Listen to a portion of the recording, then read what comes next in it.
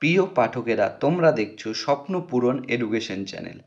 আমরা প্রতিদিনের মতন আজকেও নিয়ে চলে এসেছি কিছু গুরুত্বপূর্ণ প্রশ্ন উত্তরের ভিডিও নিয়ে বাংলায় গুরুত্বপূর্ণ প্রশ্ন উত্তরের ভিডিওগুলো প্রতিদিন পাওয়ার জন্য আমাদের চ্যানেলটি লাইক, কমেন্ট, শেয়ার এবং সাবস্ক্রাইব করে দিও। সাবস্ক্রাইব করে বেল আইকনটি প্রেস করে নিও, তাহলে নতুন নতুন ভিডিও নোটিফিকেশনগুলো তোমরা খুব সহজেই পেয়ে যাবে। আপকামিং পরীক্ষার জন্য এই প্রশ্নোত্তরের ভিডিওগুলো কিন্তু খুব গুরুত্বপূর্ণ, তাই ভুলেও কেউ ভিডিওটা স্কিপ করো না, পুরো ভিডিওটা অবশ্যই মনোযোগ সহকারে দেখো। এবং নতুন যারা আমাদের চ্যানেলে প্রশ্নোত্তরের ভিডিওগুলো দেখছো তারা অবশ্যই লাইক, কমেন্ট, শেয়ার এবং সাবস্ক্রাইব করে দিও। সাবস্ক্রাইব করে বেল আইকনটি প্রেস করে নিও, তাহলে নতুন নতুন ভিডিও নোটিফিকেশনগুলো তোমরা খুব সহজেই পেয়ে যাবে। তোমরা তোমাদের বন্ধুদের প্রচুর পরিমাণে ভিডিওগুলো শেয়ার করো, যাতে তারাও আপকামিং পরীক্ষায় প্রশ্নোত্তরের ভিডিওগুলো পেয়ে উপকৃত হতে পারে। আমাদের ডেসক্রিপশান বক্সে হোয়াটসঅ্যাপ গ্রুপ, টেলিগ্রাম গ্রুপের লিঙ্ক দেওয়া আছে, সেখানে গিয়ে কিন্তু সবাই অবশ্যই জয়েন করে নিও। এবং তোমরা কিন্তু তোমাদের বন্ধুদের প্রচুর পরিমাণে ভিডিওগুলো শেয়ার করো, যাতে তারাও আপকামিং পরীক্ষায় প্রশ্নোত্তরের ভিডিওগুলো পেয়ে উপকৃত হতে পারে। এবং এখনও পর্যন্ত যারা আমাদের চ্যানেলটি লাইক, কমেন্ট, শেয়ার এবং সাবস্ক্রাইব করনি, তারা কিন্তু অবশ্যই লাইক, কমেন্ট, শেয়ার এবং সাবস্ক্রাইব করে দিও। আর তোমরা কমেন্ট বক্সে কমেন্ট করে জানিও তোমাদের কোন বিষয়ের উপর ভিডিওর প্রয়োজন আছে, আমরা সেই বিষয়ের উপর ভিডিও নিয়ে আসার চেষ্টা করব। আর তোমরা কিন্তু প্রশ্নগুলো দেখা মাত্রই কমেন্ট বক্সে উত্তর দেওয়ার চেষ্টা করবে, তাই অযথা সময় নষ্ট না করে চলে আসি আজকের প্রথম প্রশ্নে। আজকের প্রথম প্রশ্ন, 1 নম্বর প্রশ্ন, কঠিন কার্বন ডাই অক্সাইড ড্যাশ নামে পরিচিত। তোমাদের সামনে 4টে অপশান রয়েছে, 4টে অপশানের মধ্যে সঠিক উত্তরটি হয়ে যাবে অপশান বি, শুষ্ক বরফ। কঠিন কার্বন ডাই অক্সাইড শুষ্ক বরফ নামে পরিচিত। এর সম্বন্ধে গুরুত্বপূর্ণ তথ্য তোমরা দেখে নাও। কঠিন কার্বন ডাই অক্সাইড শুষ্ক বরফ নামে পরিচিত। এটি কার্বন ডাই অক্সাইডের কঠিন রূপ। এটি সাধারণত -78 ডিগ্রি সেলসিয়াস বা তার নিচে তাপমাত্রা থাকলে পাওয়া যায়। এটিকে শুষ্ক বরফ বলা হয়, কারণ এটি গরম করলে তরলে না গিয়ে সরাসরি গ্যাসে পরিণত হয়। এই শুষ্ক বরফকে কিন্তু গরম করলে তরল না হয়ে সরাসরি গ্যাসে পরিণত হয়ে যায়। পরবর্তী প্রশ্ন, 2 নম্বর প্রশ্ন, ধোঁয়াতে কোন কোন অধাতব মৌলের অক্সাইড গ্যাস থাকে? তোমাদের সামনে 4টে অপশান রয়েছে, 4টে অপশানের মধ্যে সঠিক উত্তরটি হয়ে যাবে অপশান বি, সালফার, নাইট্রোজেন ও কার্বন। ধোঁয়াতে সালফার, নাইট্রোজেন, কার্বন অধাতব মৌলের অক্সাইড গ্যাস থাকে। এর সম্বন্ধে গুরুত্বপূর্ণ তথ্য তোমরা দেখে নাও। ধোঁয়াতে বেশ কিছু অধাতব অক্সাইড গ্যাস থাকে। এদের মধ্যে প্রধান হলো কার্বন মনো অক্সাইড। এদের মধ্যে কিন্তু সবচেয়ে প্রধান হলো কার্বন মনো oxide. Carbon die oxide, sulphur die oxide, nitrogen die oxide, এগুলো। এছাড়াও কিছু ক্ষেত্রে হাইড্রোজেন সালফাইড এবং অন্যান্য জটিল অক্সাইডও থাকতে পারে, যা দহন প্রক্রিয়ার ওপর নির্ভর করে। পরবর্তী প্রশ্ন, 3 নম্বর প্রশ্ন, দেওধর ট্রফি কোন খেলার সাথে যুক্ত? তোমাদের সামনে 4টে অপশান রয়েছে, 4টে অপশানের মধ্যে সঠিক উত্তরটি হয়ে যাবে option D, cricket. Deodhar trophy cricket খেলার সাথে যুক্ত। এর সম্বন্ধে গুরুত্বপূর্ণ তথ্য তোমরা দেখে নাও। দেওধর ট্রফি ক্রিকেট খেলার সাথে সম্পর্কিত। এটি ভারতের একটি ঘরোয়া ক্রিকেট প্রতিযোগিতা। দেওধর ট্রফি, যা IDFC first bank Deodhar trophy নামেও পরিচিত, এটি ভারতের একটি লিস্টে ক্রিকেট টুর্নামেন্ট। এই ট্রফিটি DB দেওধরের নামে নামকরণ করা হয়েছে। এটি কিন্তু DB দেওধরের নামে নামকরণ করা হয়েছে, যিনি ভারতীয় ক্রিকেটের গ্র্যান্ড ওল্ডম্যান নামে পরিচিত। এনাকে কিন্তু ভারতীয় ক্রিকেটের গ্র্যান্ড ওল্ডম্যানও বলা হয়। এটি একটি বার্ষিক ভিত্তিক অনুষ্ঠিত হয়, যেখানে 3টি জাতীয় স্তরের দল ভারত এ, ভারত বি এবং ভারত সি 50 ওভারের নকআউট ম্যাচে প্রতিদ্বন্দ্বিতা করে। এখানে কিন্তু জাতীয় স্তরের ভারতে, ভারত বি এবং ভারত সি, এই 3টি দল 50 ওভারের নকআউট ম্যাচে প্রতিদ্বন্দ্বিতা করে। পরবর্তী প্রশ্ন, 4 নম্বর প্রশ্ন, শের-ই-পাঞ্জাব কাকে বলা হয়? তোমাদের সামনে 4টে অপশান রয়েছে, 4টে অপশানের মধ্যে সঠিক উত্তরটি হয়ে যাবে অপশান এ, রণজিৎ সিংহ। শের-ই-পাঞ্জাব বলা হয় রণজিৎ সিংহকে। এর সম্বন্ধে গুরুত্বপূর্ণ তথ্য তোমরা দেখে নাও। শের ই পাঞ্জাব বা পাঞ্জাবের সিংহ নামে পরিচিত হলেন মহারাজা রঞ্জিত সিংহ। তিনি শিখ সম্প্রদায়ের প্রথম মহারাজা ছিলেন এবং উত্তর পশ্চিম ভারতীয় মহাদেশে 801 থেকে 839 সাল পর্যন্ত রাজত্ব করেন।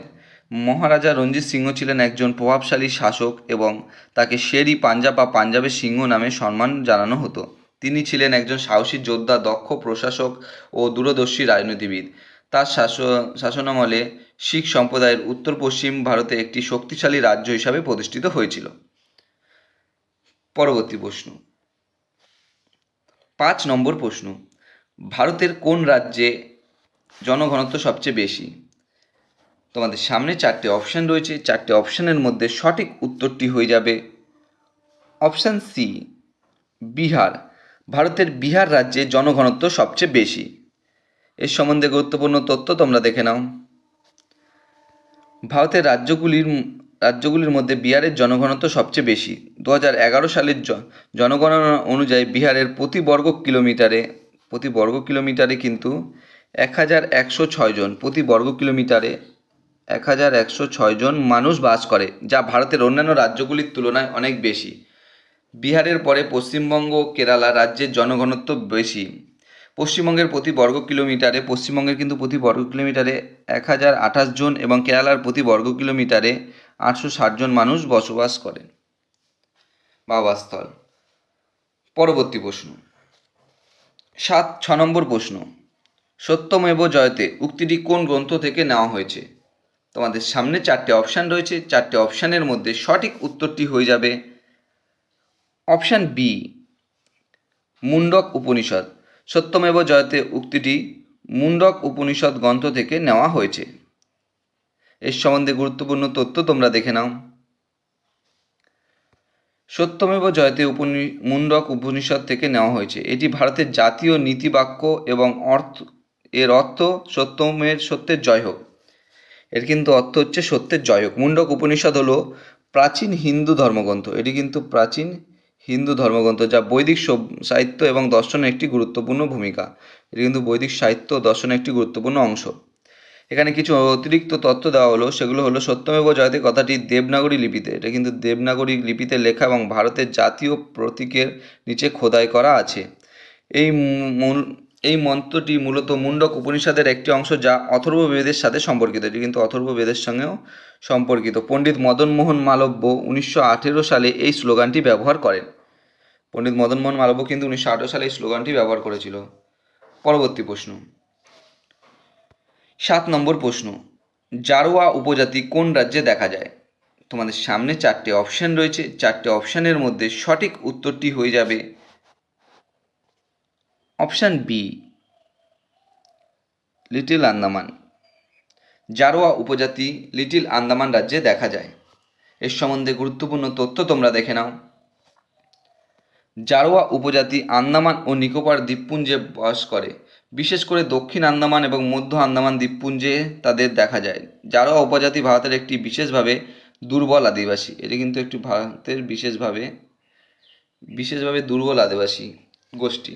পরবর্তী প্রশ্ন, 8 নম্বর প্রশ্ন, হিমালয় পর্বত কোন সাগর থেকে উৎপত্তি লাভ করেছে? তোমাদের সামনে 4টে অপশান রয়েছে। 4টে অপশানের মধ্যে সঠিক উত্তরটি হয়ে যাবে অপশান বি, তেথিস সাগর। হিমালয় পর্বত তেথিস সাগর থেকে উৎপত্তি লাভ করেছে। এর সম্বন্ধে গুরুত্বপূর্ণ তথ্য তোমরা দেখে নাও। হিমালয় পর্বত তেথিস সাগর থেকে উৎপন্ন করেছে। এটি একটি প্রাচীন সমুদ্র ছিল, যা ভারতীয় প্লেট এবং ইউরেশীয় প্লেটের মধ্যে অবস্থিত ছিল। প্লেটগুলির সংঘর্ষের ফলে তেথিস সাগরের তলদেশে থাকা পললগুলি ভাঁজ হয়ে হিমালয় পর্বতমালায় পরিণত হয়। সংক্ষেপে, হিমালয় পর্বত তেথিস সাগরের স্থানে গঠিত হয়েছে, যা ভারতীয় এবং ইউরোপীয় প্লেটের সংঘর্ষের ফলে গঠিত। পরবর্তী প্রশ্ন, 9 নম্বর প্রশ্ন, LAN এর পুরো নাম কি? তোমাদের সামনে 4টে অপশান রয়েছে। 4টে অপশানের মধ্যে সঠিক উত্তরটি হয়ে যাবে option D, local area network. LAN এর পুরো নাম হলো লোকাল এরিয়া নেটওয়ার্ক। এর সম্বন্ধে গুরুত্বপূর্ণ তথ্য তোমরা দেখে নাও। LAN এর পুরো নাম লোকাল এরিয়া নেটওয়ার্ক। সংক্ষেপে LAN হলো একটি কম্পিউটার নেটওয়ার্ক। এটি কিন্তু একটি কম্পিউটার নেটওয়ার্ক যা একটি সীমিত ভৌগোলিক এলাকার মধ্যে ডিভাইসগুলিকে সংযুক্ত করে, যেমন একটি বাড়ি, অফিস বা স্কুল। এটি সাধারণত ছোট পরিসরের নেটওয়ার্কিং এর জন্য ব্যবহৃত হয় এবং ডেটা আদান প্রদান ও সাধারণ সম্পদ ব্যবহারের সুবিধা দেয়।